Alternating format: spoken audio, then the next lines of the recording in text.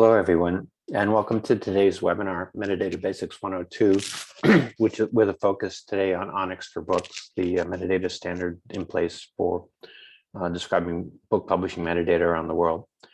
We're lucky today to be joined by Caroline Hayes, who's Metadata Operations Manager at Norton Company.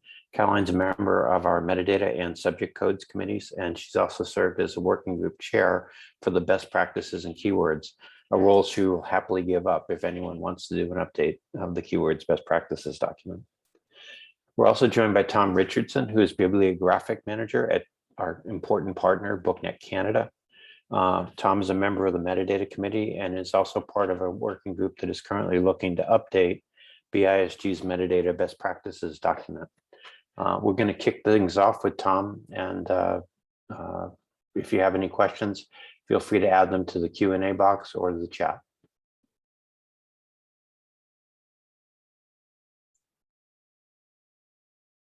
You're muted, Tom. Tom, thank you, Caroline. It's so embarrassing. I'm just going to start by sketching in some of the terms for topics we're trying to cover today. What is ONIX? Well, properly it's ONIX for books, but ONIX is an international metadata standard organized by a UK-based not-for-profit called Editor. It's designed to support transferring book publishing information, metadata, largely from publishers or their designated supplier to retailers or other industry players who need it.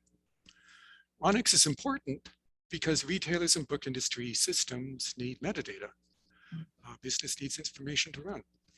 ONIX is used by all English language markets and is used worldwide by all major markets and a lot of smaller ones too, like Canada. How it works? Well, it's collectively run. Countries form national groups. Each contributes and vets both the content and additions made to the standard. There's an international board made from members that runs it. An editor at the center does a great job of merging needs. ONIX is valuable for book publishing because in addition to it being comprehensive, it's flexible.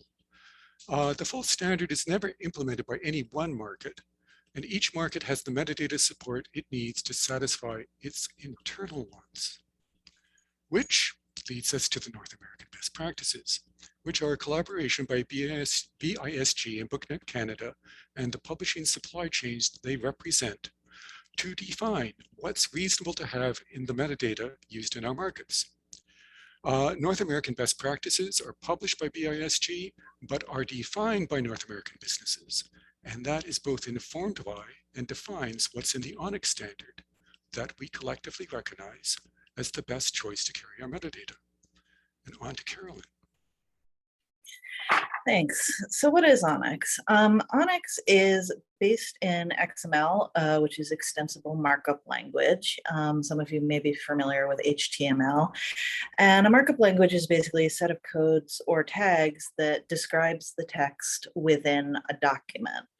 So an ONIX file, an ONIX for books file specifically, is made up of the data that you're sending, for example, title, author, etc., but then also the codes that let you know what that data is and gives you extra information about how to use that data and gives details about what specifically it is. It's a system of communication. It's for communicating and distributing metadata between senders and recipients. And it's very important to think of it as a form of communication because you're not just sending your data, but you are giving clues as to what that data is and how to use it. It's human readable, but it also is designed to be used for machine-to-machine communication. If you think about it, you send your data to bookstores and to humans, but you're also sending it to computers and databases. And a computer isn't, if the word is king, well, is that the title? Is that the author? The computer necessarily isn't going to know. So ONIX sort of gives you the map in order for a human and a machine to figure out what exactly that data is. Typically the data is one way, and publishers usually send the metadata to recipients.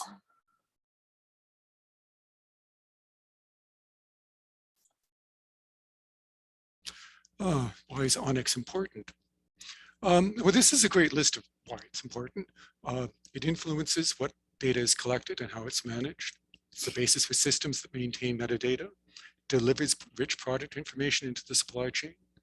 The standard describes what represents complete, accurate metadata, gives the supply chain the ability to adapt to new business models, and it can inform publisher websites.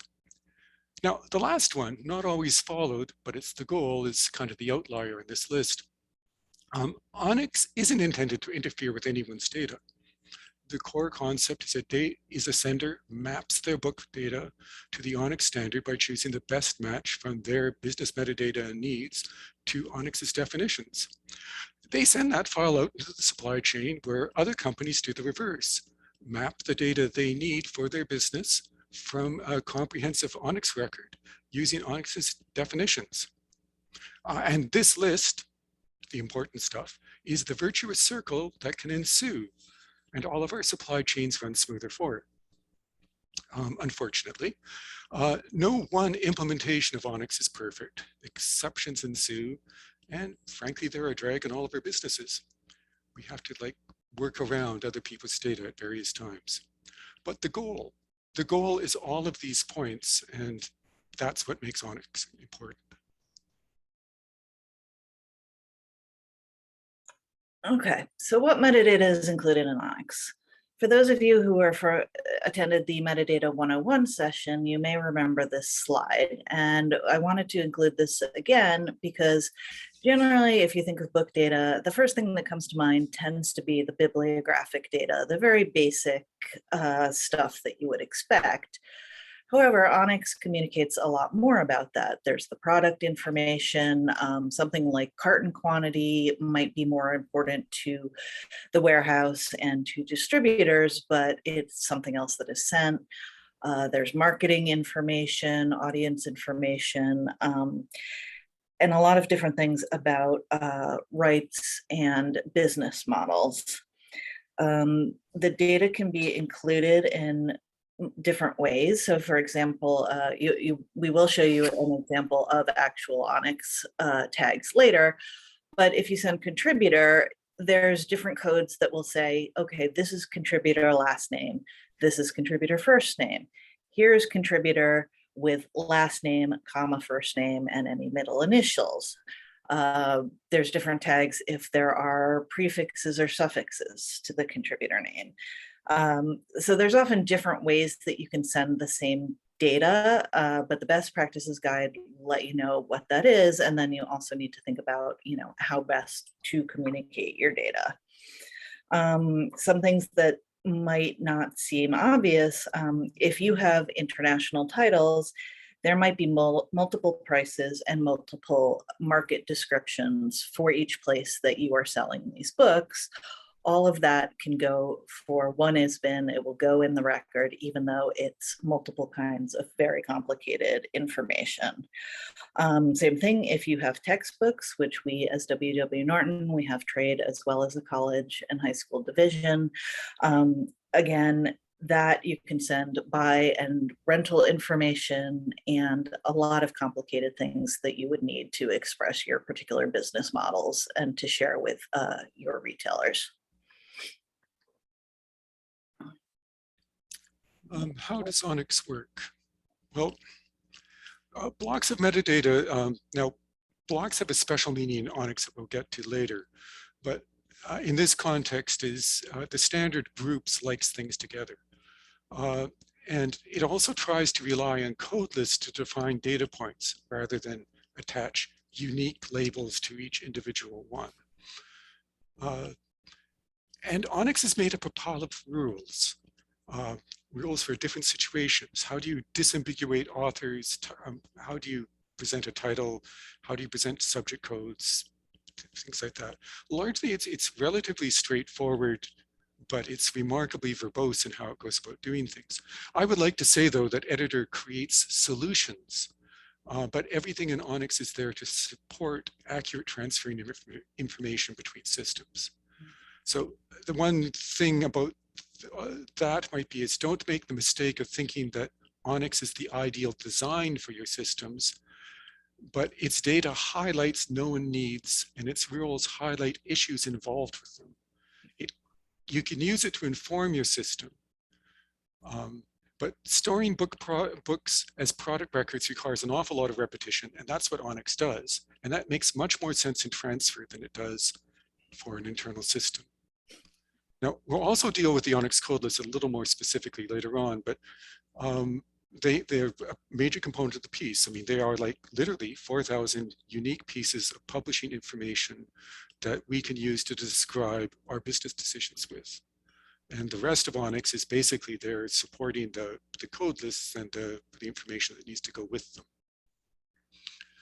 So support for new business models like rentals, terms, pricings, and things like that. I mean, Carolyn just more or less covered that.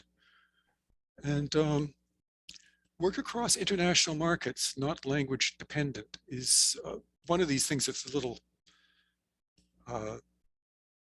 because the information is carried in tags, it doesn't actually matter what language the data actually is in. And actually, the newest forms of ONIX are completely supportive of multiple languages within them. So it's it would be hard to find a business model that ONIX cannot support.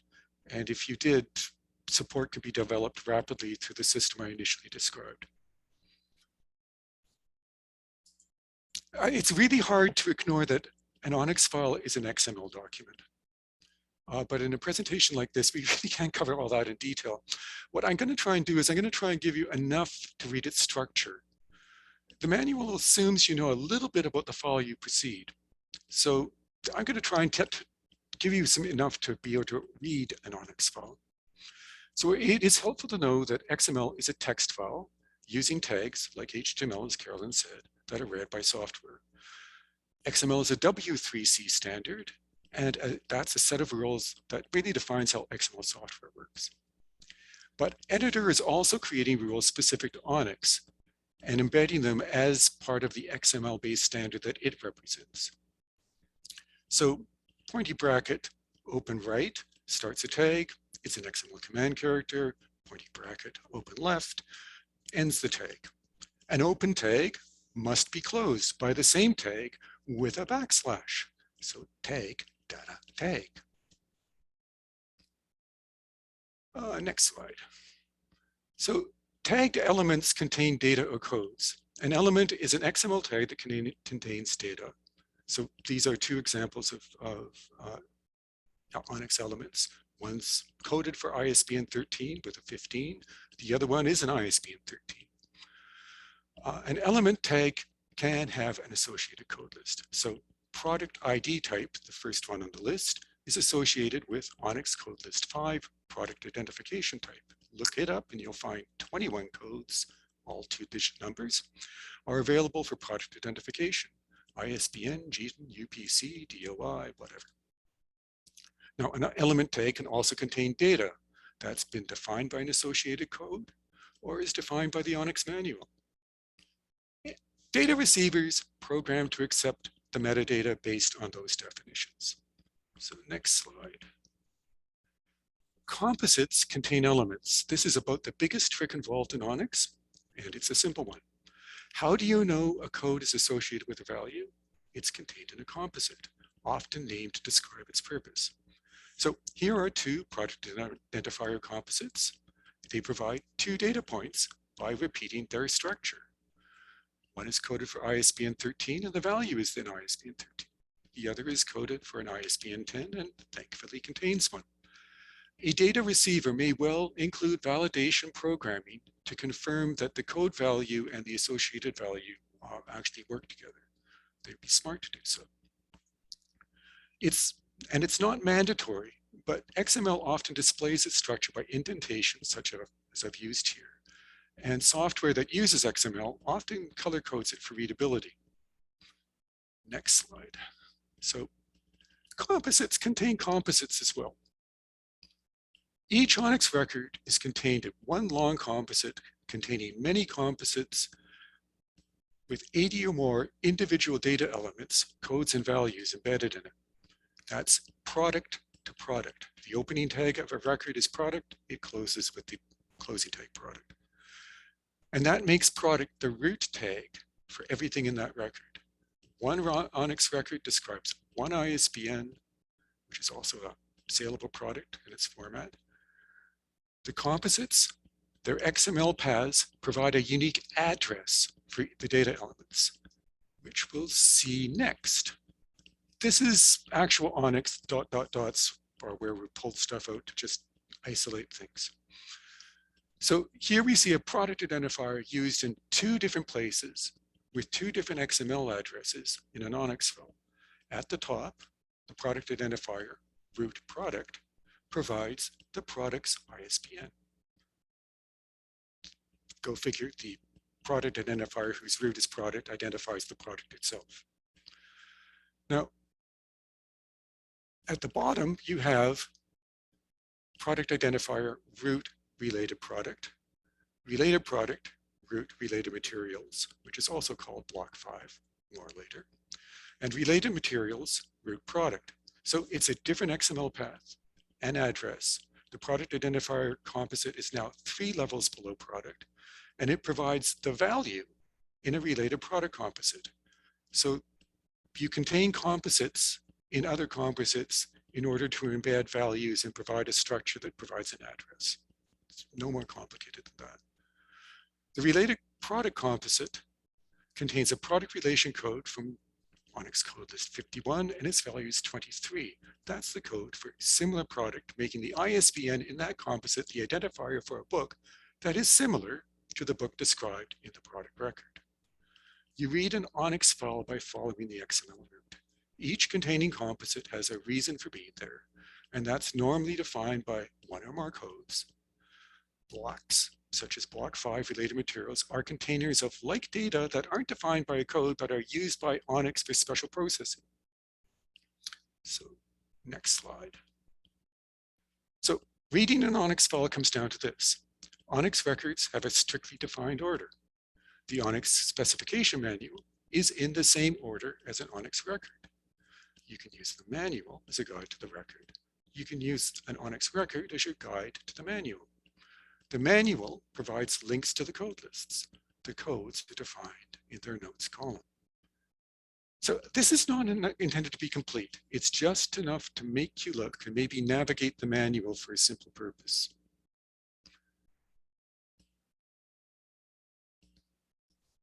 And that's it. Next slide, Carolyn up. Okay, so Tom referred to blocks. This is something that's relatively new to ONIX. The various forms of metadata are captured in different specific blocks. The most commonly used are 1, 2, and 6. Obviously, the product description is the very basic stuff. Marketing detail, you need things like reviews, publisher description, that sort of thing. What else? Product supply, that gives the market. Actually, if you could go back for a second, Brian. Yeah, so you have all these blocks, and there's two main things about this. One is you don't necessarily have to use all the blocks if either you don't have the data ready to supply in a way, or if you feel that, you know, it's not something that you want to send to your partners.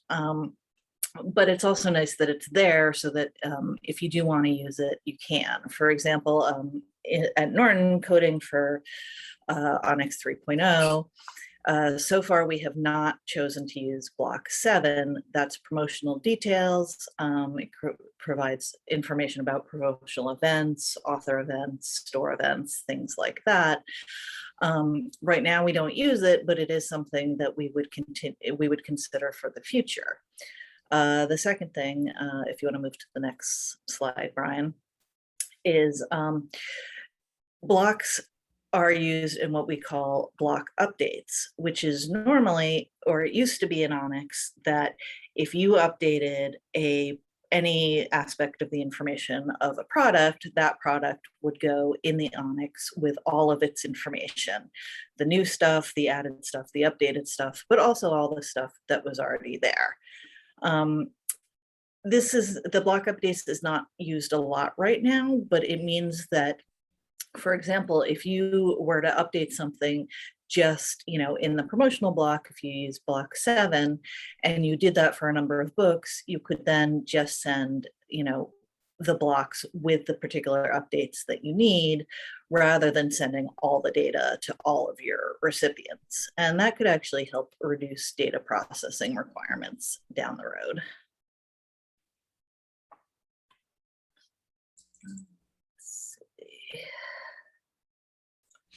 Okay, ONIX code lists. Code lists are controlled vocabulary, and they're a vital part of the ONIX standard. And they contain a list of language independent code values, usually numerical, that are used actually in the actual ONIX message. So wherever you're using a code, you're basically providing information that is independent of anything really. It's it could be used by any language group, by anyone, by simply using the code list. For each of the codes, there is a short label and sometimes a longer note to define the meaning of the code. This is probably the most important thing to know. Everyone's got access to ONIX code lists, normally through a database or a piece of software.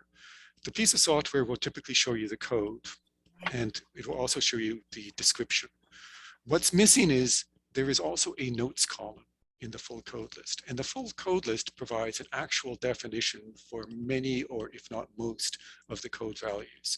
And there is a clear explanation of things. I mean, using the related product composite, the list 51, without referencing its notes is actually quite difficult, because you have to keep in mind that the ISBN you're describing in the related product relates to the product record, and then the definitions can get very, very, very weird. The literal doesn't help you very much. You need the full code list to be able to find them.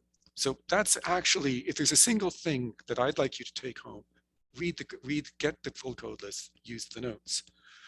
Now, and the final thing that just worth noting is that the meaning of all the codes is originally defined in English. It's, I suppose, the master language, but translation of label or notes into another language doesn't alter the meaning of the code itself.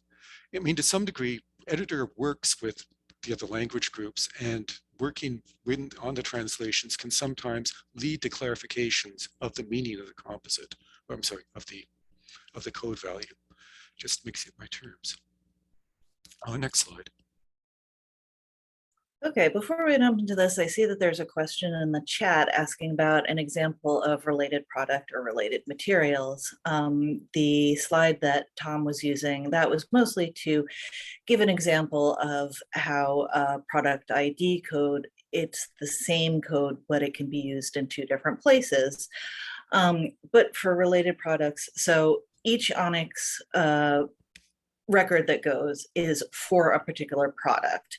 But using related products, what you can do is then say, okay, this book is, if the main book that you're sending the data about is a paperback, you can then use related products to say, this is that book's ebook, or this paperback is the 3rd edition, and then you can say the previous edition was the 2nd edition, and include that info in there. So basically, it's just a way to express information about books that might be of interest to someone, and also so that the retailer can sort of say, oh, okay, these books all kind of belong to each other.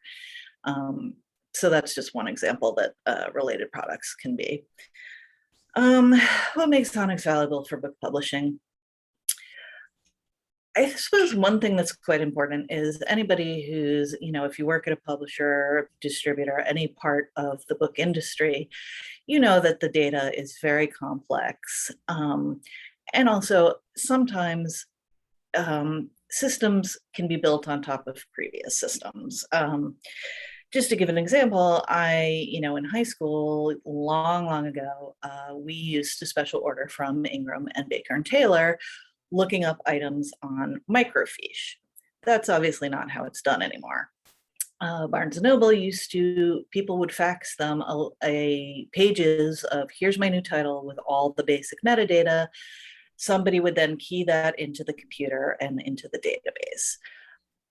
A lot of companies have AS400s. It basically ends up being very complex, very messy, and there's a lot of potential data that you can have. So one of the things that makes ONIX valuable is it is a standard system.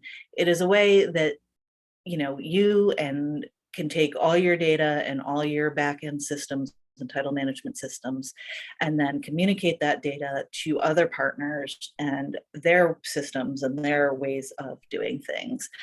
And it's an evolving standard. So, each year new codes are added, codes are described in more detail. When ebooks became more popular, a lot more information was added into ONIX to support the kinds of things that ebooks needed that print books didn't necessarily need. And that also goes to supporting scale. As it says, there's many millions of books in print. You can't just fax information like that anymore. With online systems and bookstores, it gets way too complicated. The flexibility allows it to support changes within the industry.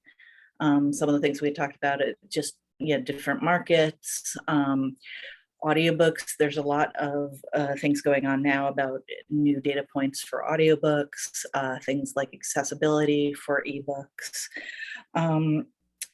So there's just a lot that is going on. It just makes it a lot easier to sort of understand. And I don't know, Tom, if you wanted to jump in here with any additional thoughts. No, that was excellent. I actually better than I could have done. One of the ways that ONIX scales, though, is its structure by using XML allows through repeating, like the same data can be repeated in multiple ways. So, I mean, using the title block as an example, I mean, every record is expected to have an O1 title in the title block, in the product title block. And that's the distinct title of the book. It's the book that the title that appears on the book. But you can also change the code for title to be the translated title for the previous. Another title that it's known by. There's a whole slew of other secondary pieces of information that could be included in the title block, which actually allows like the amount of information that you have to rapidly scale up. It also means that end users have to be very responsible. They have to select the piece of information they want. I mean, people only typically give the distinct title of the book that appears in the book, but they have to still select it out of the file and load it into their system based on their selection, because there is this possibility of all this other rich metadata being attached to it for a variety of other purposes. Now, you may think a lot of that sounds awfully esoteric, but I mean, the most common use for the alternate titles is a distributor title, which is like the typical sort of like 20 to 30 character all caps title that distributors want to identify records. So it's often carried in the files as well, and that's a very useful additional piece of information. Brian is coming on to chastise us for being long. I wanted to give folks a couple minutes to ask questions. We have a couple that, Caroline, thank you for taking one already. There was Beth is asking about codes, accessibility codes and information in ONIX. Is it in a set or a specific code list? And I think that's code list 196, is it not? To cover accessibility as a product feature. I think the problem that people typically have with that code list is it's part of product form feature. So product form feature is a special composite, not a particularly special composite, but it's a composite that contains codes that allow you to put secondary code lists on. So instead of like setting up a separate composite for everything impossible, like having a separate composite for accessibility, it goes into product form feature as code 9. Using code 9 means you use the values the value appearing in that composite now are taken from code 196. So product form feature supports around 10 different code lists, one of which is accessibility. Others are to do with, say, FSC certification, putting colors onto your Bible bindings too. There are a number of different ways to be able to communicate that information. We did have a session, a full day event in February, where we talked about a number of topics, including efforts on our part to get more use of code list 196 to describe accessibility features. And there's maybe we can have a separate session to discuss what that's going on. We followed it up in June rather, with a 90-minute workshop on that and some other related topics for accessibility that is publicly posted. Tom, this is a question from Beth, just asking generally, where is, I'm sorry, from Marion, I apologize, for the example for product, it looked like product ID was within the related title, but also separate. Do you want me to go back to that slide to feed? It might help, but exactly the point that I was trying to guide you to, which is the exact same structure that is at the top, the project identifier composite that is used at the top, is also used within the related product composite. No changes, it's absolutely the same thing. You just notice the value is different. But if you compare the two, product identifier consists of a code and a value. Related product contains a code, 23, and then below it, a product identifier composite that identifies a value. They are identical structures in the ONIX. So the difference between the two is they have a different path to the information. Product identifier whose root is product gives you a product identifier that relates specifically to the product. But when it's embedded in related product, it's providing an identifier for the related product. No more complicated than that. But that was what I was trying to illustrate in terms of how to read an ONIX file. Give me a call sometime. We'll go through it again. Thanks. No, it's an important point that you make, and it's one that I think we sometimes forget, that there's multiple uses of data throughout the, but shared, the code lists are shared, so there's an opportunity and an extensibility built into the structure of ONIX for books.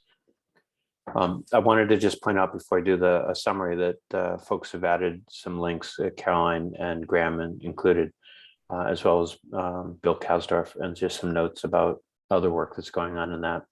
And that'll be, we'll capture that in the recording as well. Before we sign off, I just want to let folks know that the Metadata Basics 101 has been archived, and today's session will be as well. We have two others that are planned for this year, one on how metadata is used, including internationally, as well as the importance of what we call collateral text or marketing copy. And we are continuing to think about structuring short presentations like this on issues that are specific, like changing the name of your book or updating contributors.